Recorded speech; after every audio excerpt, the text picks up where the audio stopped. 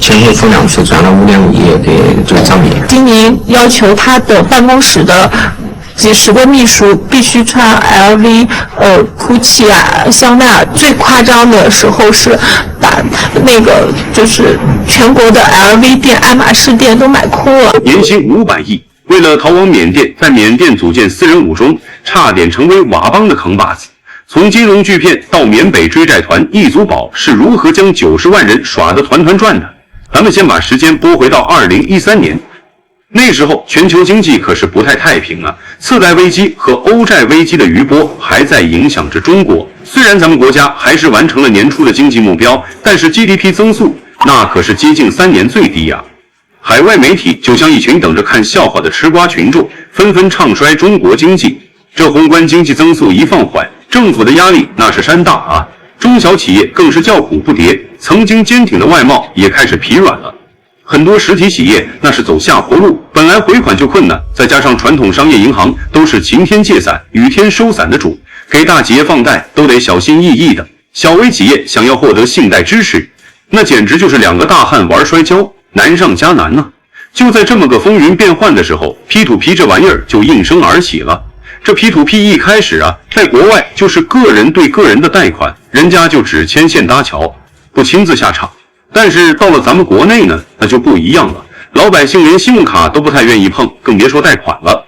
所以这 P2P 被引进后就发生了突变，从个人债权转向了企业债权，一下子就成了上千万家小微企业的救命稻草。然后呢，就被各个平台包装成了各种资产包和理财计划，最后卖给了投资人。2014年啊，那可真是 P2P 的元年啊！不管是平台数量、成交规模，还是投资者的热情，那都是相当高涨。但是呢，这监管可就没跟上行业发展的速度啊！这市场一下子就乱成了一锅粥。那时候的 P2P 行业，那真是鱼龙混杂，什么都能拿来做产品。大型企业的应收账款能卖中，小微企业的贷款能卖，个人贷款也能卖。甚至有人开玩笑说，哪怕是一张鲁迅欠周书人9文钱的借条，都能做成一个 P2P 产品。这些质量参差不齐的资产，就像是一颗颗定时炸弹，一旦发生债务违约，那中小投资者可就束手无策了。正是因为如此， P2P 如雨后春笋般冒了出来了。巅峰时，全国有5000多家平台，跟菜市场抢摊位似的。这时候，咱们今天的主角丁宁带着他的金融创新登场了。这丁宁啊，中专都没念完，但是人家17岁就展现出了极高的商业天赋。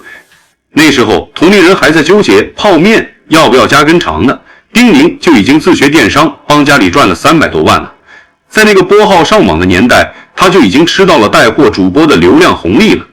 2005年，年仅23岁的丁宁就出任了玉成五金的董事长。2011年，他又成立了玉成新材料公司。2012年，成立了玉成融资租赁公司，正式进军金融领域。这3家企业啊，就是玉成集团主要的钱袋子。到了2013年，玉成集团的营收就破亿了，还盈利了1000万。这丁宁的成功那是让人瞠目结舌啊！但是他可不满足于此，他一直琢磨着怎么能更进一步。结果他发现五金和材料业务加起来赚的钱还不如一家玉成融资公司多呢。于是他就得出了一个结论：干实业不如干金融啊。2014年，中国制造业平均利润率也就5%左右。五金厂得买设备、招工人、跑销路，辛辛苦苦一年净利润可能还不到1000万。但做金融呢，当时 P2P 行业平均收益率12%，平台抽成2至3个点。要是能搞到100亿资金，光手续费就能赚2至3亿，这比开10个五金厂还赚钱。恰逢此时，阿里余额宝大获成功。2014年，国家又把发展互联网金融写进了政府工作报告，丁宁就觉得机会来了。于是他收购了一家网络平台公司，开始了他的 P2P 投机之路。虽然这丁宁之前没有任何 P2P 从业经验，但是他凭借着自己的草台班子功底，对互联网金融产生了一种超脱同行的理解。按道理来说，这 P2P 不管商业模式怎么创新，它始终是个金融中介。互联网只是手段，金融才是本质。投资的利益那肯定得摆在第一位啊。但是丁宁可不这么想，他觉得时代变了，能不能帮投资者赚钱不重要，能不能保住本金也不重要，让投资者一直投钱那才是王道。他就是要占领市场，赢家通吃。那怎么才能让投资者心甘情愿地砸钱呢？丁宁想出了一个办法，那就是提高利率。为歇盘，他让新并购的网络平台和玉成融资合作，推出了一款高仿余额宝的商贷产品易租宝。这平台公司把玉成融资的融资租赁款打包成一个个投资产品，放到平台上让投资者认购。丁宁还对外宣称这是他首创的 ARP 模式，说穿了就是把融资租赁的合同打包成理财产品卖。咱用大白话翻译下，比如某工厂找玉成租赁一台机器，丁宁就把这份租赁合同拆成几百份，告诉你投1000块就能当工厂老板的债主，一年赚15%。这里得科普下融资租赁的真实逻辑。比如一家工厂想买设备没钱，融资租赁公司先买下设备租给工厂，工厂每月付租金，租满几年设备归工厂。正常情况下，这种业务的收益率也就7%左右。但易租宝直接狠出15%，收益随时赎回。就好比你买个包子成本2块，却卖5块，还承诺不好吃包退，明眼人都知道这里面有坑，但当时没人愿意信。如果有人跟你说我这理财收益15%，保本保息，你第一反应是什么？是赶紧投，还是先查底细？弹幕说说你的想法。当年90万人里有80万第一反应是捡到宝了，这才给了丁宁可乘之机。咱们来做个小学生数学题，假设易租宝有100个投资者，每人投10万，共1000万，按15%年息算，1年后要还150万利息。如果易租宝真的做融资租赁业务，得找到能付15%利息的企业，但2014年实体企业能承受的利息最高也就10%。那丁宁怎么付这15%的利息？答案很简单，找新投资者。比如第2个月找200个投资者投2000万，用这2000万里的150万给第一批人付利息，剩下的1850万再拿去扩张，这就像用新借来的钱还旧债，雪球越滚越大。这就是庞氏骗局的核心，没有真实的现金流，全靠借新还旧续命。这易租宝成立之初玉成集团的实体产业还能补贴平台产品的高额利息，但是随着投资者越来越多，这窟窿可是越来越大了。玉成集团一年近8个亿的营收都填不满这个无底洞啊！这时候如果丁宁收手，股东清退投资，那玉成集团虽然会元气大伤，但至少不会走上违法犯罪的道路，股东投资者们也能保住他们的本金啊。但是丁宁觉得开弓没有回头箭，面对资金紧张的局面，他选择了一条最错误的路，用后续投资者的资金循环偿还前期的本息，也就是借新债还旧债。这可就彻底走上了庞氏骗局的道路了。为了营造出一种高大上的金融形象，2015年5月，丁宁在英属维尔京群岛设立了玉成国际集团，然后又在北京、上海等地建立了业务中心，对外统一打着玉成国际的旗号。但是实际上呢，这玉成国际和这些国内公司在法律上没有1毛钱关系。玉成的五金新材料，甚至网络平台公司都是自然人股东，这些股东要么是玉成系其他公司的高管，要么就是丁宁的亲属。丁宁通过这些人来控制公司，实现了法律控制权和实际控制权的分离。为了让这个雪球滚得更久，丁宁下了血本，花5个亿打广告，什么一线明星代言、央视黄金时段广告、高铁冠名，甚至在地铁通道里贴满易租宝的海报，搞得跟国家队金融平台似的。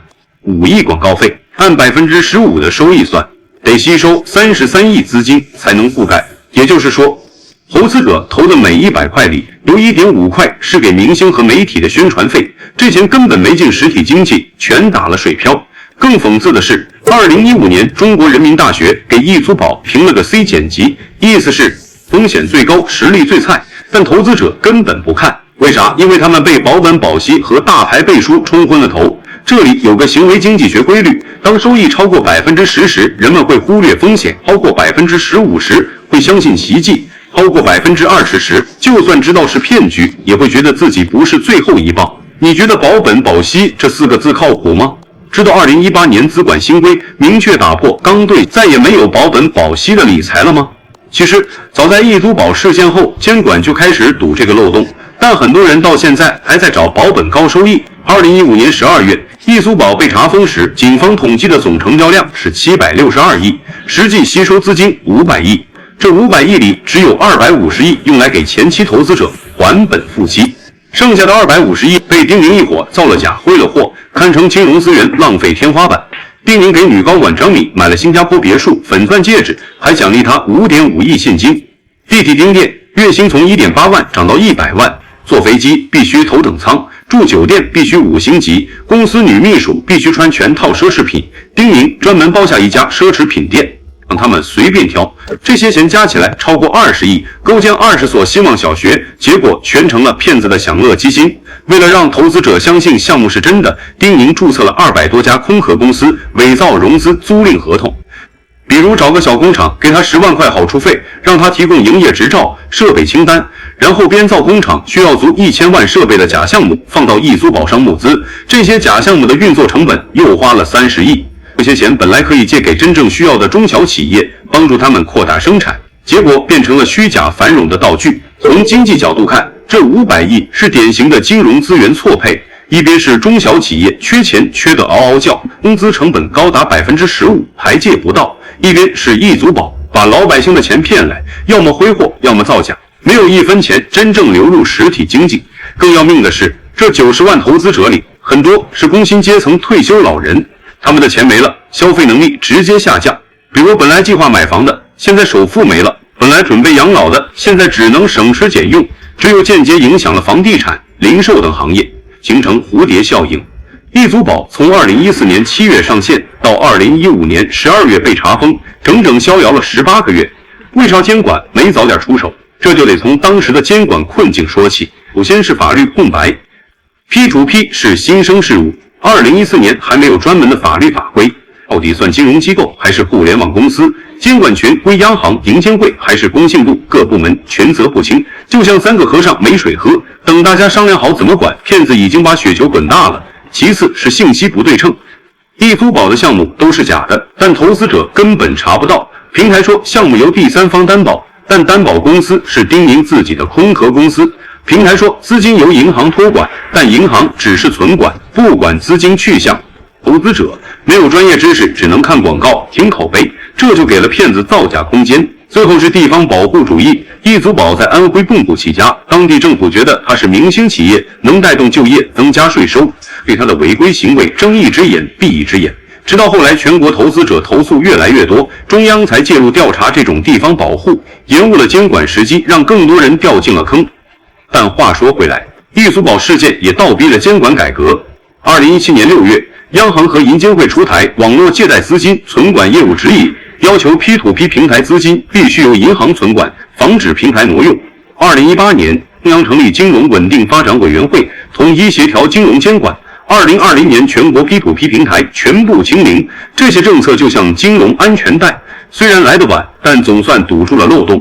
2020年1月8日，北京市第一中级人民法院启动易租宝第一次资金清退，给投资者返还了35%的本金。2025年4月，第2次清退启动返还比例还是35%，也就是说，投10万的人最后只能拿回来3.5万，剩下的6.5万要么被丁宁挥霍了，要么变成了假项目的烂账。这笔清退款背后是无数家庭的悲剧，有老人把养老钱投进去，最后没钱看病；有年轻人想攒首付，结果竹篮打水一场空；有夫妻因为这事儿吵架离婚。这些损失不光是金钱上的，更是心人上的。很多人从此再也不敢买理财，甚至不敢相信银行，对中国金融市场的信任基础是巨大的打击。但从经济层面看，易租宝事件也不是全是坏事，它给所有投资者上了一堂免费的金融课，让大家明白高收益必然高风险，保本保息都是忽悠。它倒逼了监管体系的完善，让后来的金融创新有了红绿灯。它也让 P2P 行业刮骨疗毒，从5000家平台的野蛮生长到最后清零，为后来的互联网金融规范发展铺路。这里给大家总结3个防骗经济公式，记好别再上当。收益率6%要打问号，收益率10%要警惕，收益率15%直接拉黑。各位观众老爷们，今天咱们扒完了易租宝的经济骗局。从2014年的经济风口到丁宁的贪婪算计，再到90万人的血泪教训，其实核心就一句话：天下没有免费的午餐。所有高收益的背后都藏着你看不见的风险。现在的金融市场骗子的套路越来越高级，比如打着区块链、元宇宙、养老理财的旗号，但本质还是换汤不换药的庞氏骗局。只要你记住，不贪高，收益不幸，保本保息，不懂不投。就能避开99%的坑。你身边有没有类似易租宝的骗局，或者你有什么防骗小技巧？欢迎在弹幕或评论区分享，让更多人避开理财陷阱。